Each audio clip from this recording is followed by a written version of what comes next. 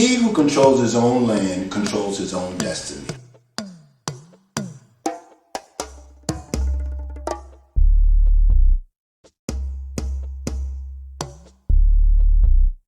Hi, I'm George Cooper, and I've been an advocate for reparations for many years.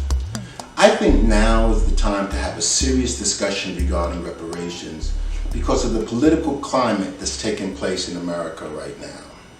First, I watched all of the 2020 Democratic presidential candidates raise their hand at a debate saying they were in support of reparations.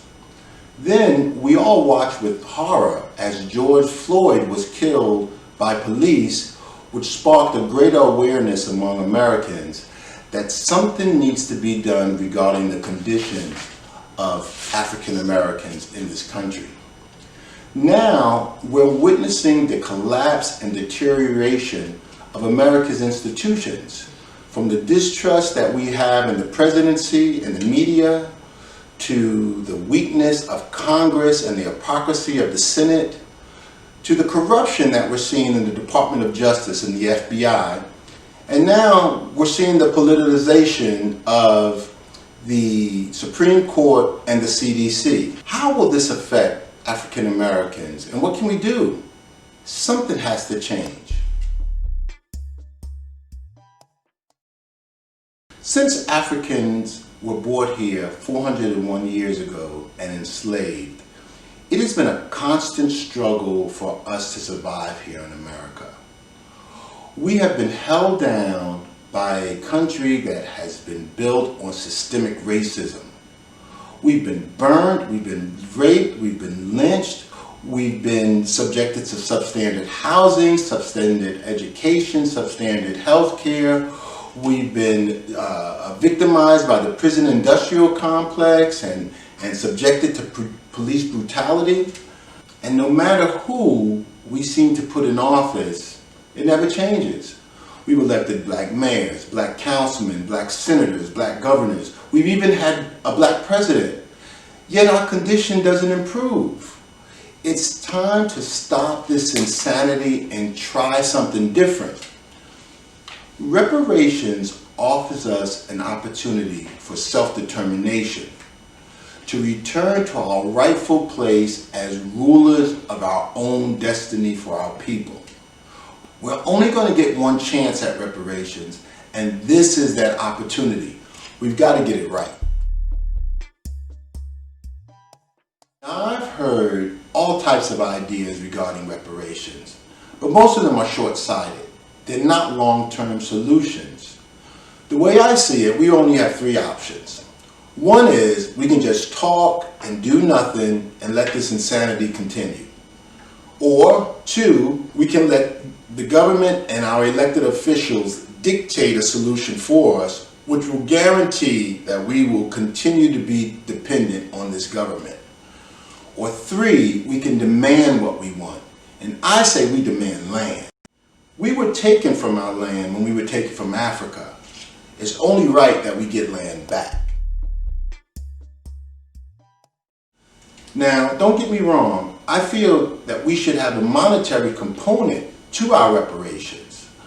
But any reparations plan that does not include land as a major component is the wrong solution. It's short-sighted. Reparations should be to repair us as a people, not as individuals. If we're trying to determine who is a legitimate descendant from a slave, whether they're an eighth of a slave or a full African descent or a quarter of a slave, it has us being too divided, it's too time consuming, and it will leave us fighting against each other in terms of who legitimately should receive reparations. Let's keep it simple. If we insist on land for us as a people, we can generate our own revenue and pay ourselves for generations to come. However, if we just receive money, we're only going to take that money and spend it right back into the system that oppressed us in the first place. And then once the reparations are gone, we're back begging the government for better housing, better health care, more equality, all of the things that we don't want by depending again on this racist society. But if we receive land, we can create our own system of governance where we can build and control our own school systems, our own transportation systems, our own economic system, justice system, system of taxation. The systems that can sustain us as a people for this generation and all our future generations to come. Control our own destiny. Now here's how I think obtaining land is possible. In 1865, General Bill Sherman met with 20 black leaders, and they determined that there would be reparations for the newly freed slaves.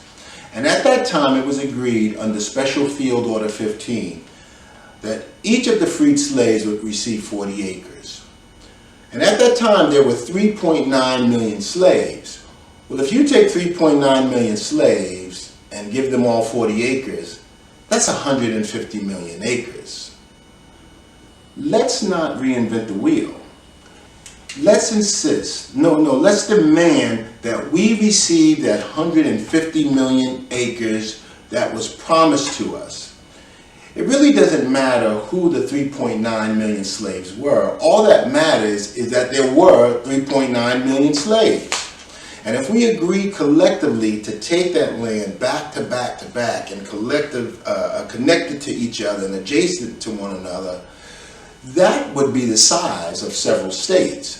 Now, General Sherman had said that the 40 acres should be along the coastline of South Carolina and Georgia originally. However, if we take that land, all connected, all adjacent to each other, that 150 million acres would encompass all of South Carolina, Georgia, Florida, and Alabama combined. We can have our own land.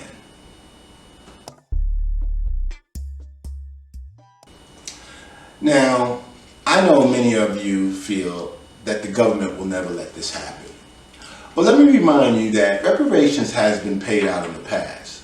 The Japanese were paid money for their time spent in the internment camps, and also the Indians received reservations all around the country.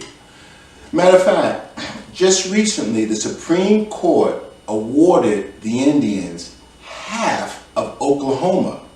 Yes, this conservative Supreme Court awarded the Indians half of the state of Oklahoma to satisfy a past due treaty that had not been honored. Furthermore, this is nothing new. This is being done all around the world. You look at Taiwan. Taiwan seceded from China. Israel was created from the state of Palestine. You have the Soviet Union that broke up into several countries. It broke up into the Ukraine, Uzbekistan, Turkmenistan, Russia, and a bunch of other countries. The African National Congress took over control of South Africa.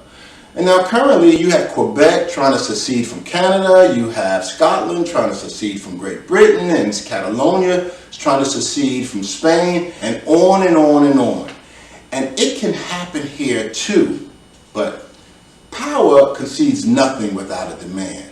So we must demand our reparations. Let's demand our 40 acres and stop joking about it. Understand, under this plan, no one has to move. I repeat, no one has to relocate. That's not what I'm talking about. I'm strictly talking about the transfer of power.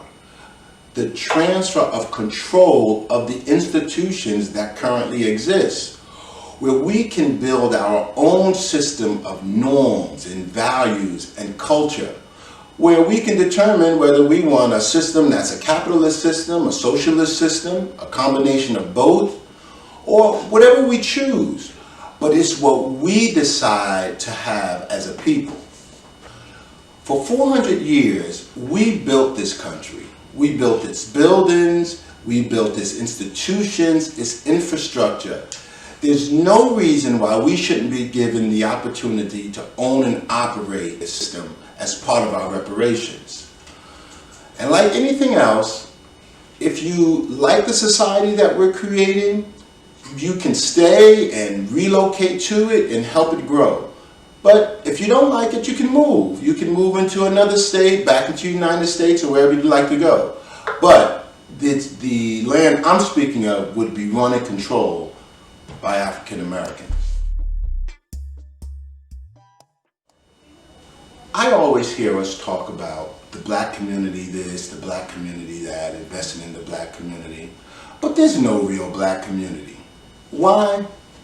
Because we don't use our power collectively. Yes, there's a black community in the North, there's a black community in the South, there's a black community in the West, but we're divided. And when you don't use your power collectively, you dilute your power. This plan gives us a chance to use our full strength as a people, our intellectual capital, our labor, our financial capital, all being mobilized for one true black community, just like every other nation on earth. We can finally show the world what a truly great people we are. Now I know some of you think I'm dreaming and that this could never happen. But I bet some slaves said we would never be free, but yet it happened. And I know some of you thought that we would never have a black president, yet it happened. And this can too. We owe it to our ancestors who have fought and struggled and sacrificed and died for our freedom. Please join me for a think tank where we can make this idea a reality, build upon it, and make it better. I welcome any comments, questions, or ideas that you may have, but I am convinced that under this time of turmoil, reparations may be our last opportunity